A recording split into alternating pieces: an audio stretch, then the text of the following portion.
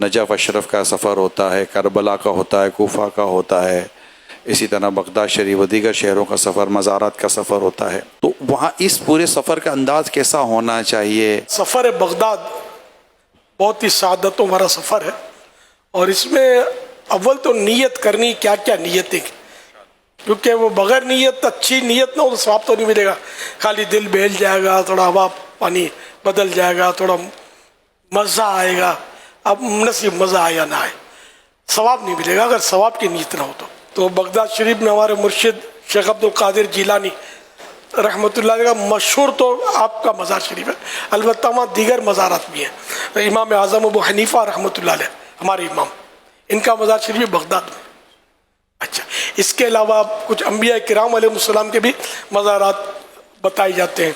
اچھا، زبیدہ قبرستان میں بیل الدانا بھی ہے، اور شاید بعض نبی بھی ہیں. ہمارے شجرہ جو ہے، شجرہ قادریہ رضویہ، اس کے کئی بزرگان دین وہاں بغداد شریف میں تشریف فرما ہے. بصرہ شریف میں حسن بصری رحمۃ اللہ علیہ مشہور جو تابعی بزرگ ہیں، حضرت انس بن مالک رضی اللہ عنہ صحابی بھی وہیں تشریف فرما ہے. اچھا، تو اس طرح مطلب ہے کہ صحابہ کرام، انبیاء کرام، یونس علیہ السلام کے مزار شریف ہے نینوا، یہ پھر سفر کرنے پڑتے ہیں وہاں سے. تو اس طرح مطلب یہ نیت تھوڑا میں نے اس لیے وہ سمجھو کہ تعارف ہو گیا کہ اب کہ میں وہاں جا کر انبیاء کرام کی بارگاہوں میں، صحابہ کرام کی بارگاہوں میں، مولا علی کی بارگاہ میں، امام حسین اور شہداء کربلا کی بارگاہوں میں حاضریاں دوں گا، اولیاء کرام کے درباروں پر حاضری دوں گا، اور آداب کا خیال رکھوں گا، ایصال ثواب کروں گا، اور ان کے وسیلے سے دعا مانگوں گا. ان کے فیوز و برکات، ان کا فیض حاصل کرنے کے لیے وہاں کچھ دیر میں ٹھہروں گا، تلاوت کروں گا یاسین شریف یا درود شریف جو اللہ نے توفیق دی. لیکن اگر لوگوں کو تکلیف ہو رہی ہوگی کہ بعض لوگ کھڑے ہو جاتے ہیں پیچھے، زائرین جو ہے نا، جب ہجوم ہوتا ہے ان کو پریشانی ہوتی ہے، تو ایسے موقع پر آدمی ہٹ جائے وہاں سے، کہیں اور جا کر اپنا جو بھی عبادت کرنی ہے، تلاوت وغیرہ، وہ وہاں کرے، لوگوں کو حاضری کے لیے موقع فراہم کرے. تو یہ موقع کی مناسبت سے میں یہ سب لوگوں کو تکلیف نہیں دوں گا، نمازوں کی بھرپور پابندی کروں گا، اور کسی نے اگر کسی مزار کا راستہ مجھ سے پوچھا اور مجھے پتہ ہوگا تو میں اس کی رہنمائی کروں گا کہ یہ وہاں ہے. سمجھے؟ اس طرح یہ بھی ثواب کا کام ہے کسی کو اس طرح کی چیزیں بتانا. وہاں کیونکہ سفر ہوگا، ہجوم ہوگا، تو تھکن، تو اس میں چڑچڑاپن پیدا ہوتا ہے، عام طور پہ غصہ آتا ہے. اپنے غصے کو کنٹرول کروں گا، کسی بھی مسلمان کو تکلیف نہیں دوں گا، جہاں تک ممکن ہو میں راحت پہنچاؤں گا.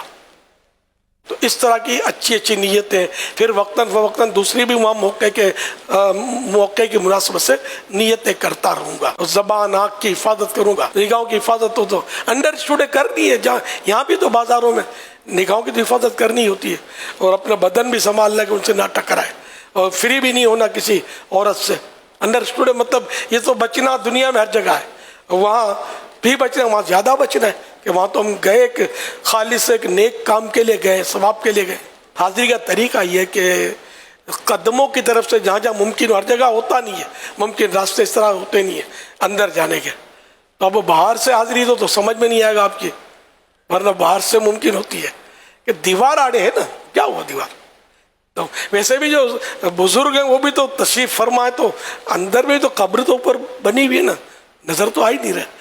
تو اگر صحیح حاضری دینی ہے نا تو قدموں کی طرف سے جائے، اور قدموں کی طرف سے جا کر ایسی جگہ پہنچے کہ جہاں مطلب یعنی کہ قبلے کو پیٹھ، قبلے کو پیٹھ ہوگی جب بھی بزرگ کی طرف چہرہ ہوگا، تو وہاں جا کر سلام عرض کرے. بزرگوں کے پاس قدموں سے حاضری دینا یہ آداب میں سے ہے. اچھا، پھر مزار شریف جو ہے اس کو اس اعلیٰ حضرت فرماتے ہیں کہ 4 ہاتھ 2 گز دور رہنا اچھا ہے. 2 گز دور سے یہ سلام وغیرہ جو بھی کرنا، یہ بھی آداب میں سے ہے. اگر کوئی قریب ہو گیا گناہ گار نہیں ہے. تو کوئی ایسا انداز اختیار نہیں کرنا کہ جس سے آپ پر تنقید ہو، آپ کے مذہب پر، آپ کے مسلک پر تنقید ہو. تو اللہ پاک آپ کو مبارک کرے، سفر بغداد آپ کا قبول ہو، اور راہ کی رکاوٹیں بھی دور ہوں. تمہارا لے کے جہاں جہاں موقع ملے نیکی کی دعوت ضرور دیجیے گا.